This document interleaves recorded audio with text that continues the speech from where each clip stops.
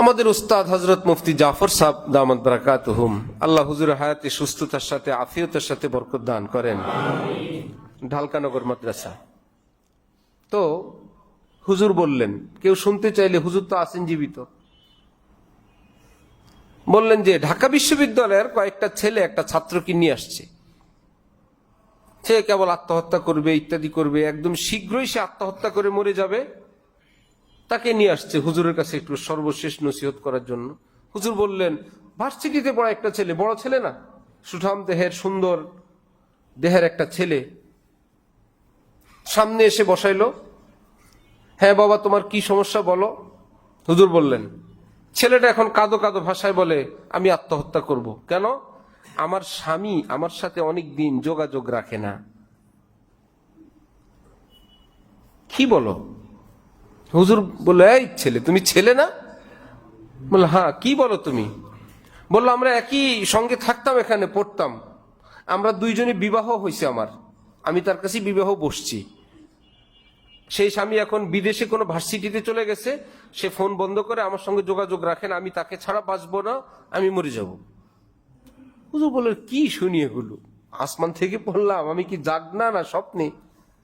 জাকাত যারা তাকে নিয়ে আসছেন তারা বলল, আমাদের ভার্সিটি জগতে এবং আমাদের অনলাইনে বিভিন্নভাবে আমাদের হাজার হাজার ছেলে এবং হাজার হাজার মেয়ে তারা এইরকম হারাম সম্পর্কে আক্রান্ত।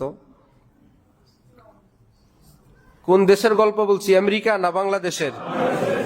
সেইটাকে রাষ্ট্রীয়ভাবে স্বীকৃতি দেওয়ার জন্য, যে এটা মানুষের একটা অধিকার, সে তার যৌন চাহিদা কিভাবে পূরণ করবে তার ব্যাপার, রাষ্ট্র কিভাবে এটাকে সিদ্ধ নিষিদ্ধ করবে, এটা বৈধ এটা অবৈধ, এটা তো তার ব্যক্তিগত অধিকারে হস্তক্ষেপ হয়। সুতরাং এই অধিকারটুকুন প্রতিষ্ঠার জন্য জাতিসংঘ থেকে মানবাধিকার কমিশনের অফিস খুলছে বাংলাদেশে।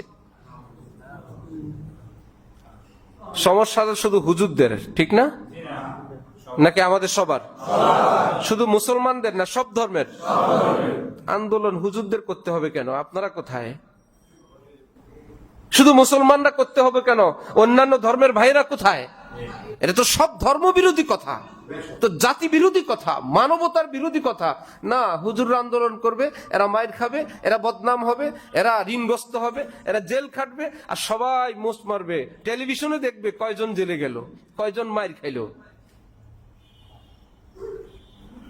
আলেমরা নবীর নায়েব হওয়ার কারণে ওই দায়িত্ববোধ থেকে, আল্লাহ আমার জাতির কি হবে। আমরা তো মাদ্রাসায় পড়ি টড়ি, ছেলেদেরকে বুঝাইতে পারলাম, আমাদের স্কুল কলেজ পড়ুয়া আমার ছেলে মেয়েগুলোর কি হবে, এই উম্মতের কি হবে, 10, 20, 50 বছর পর কি হবে।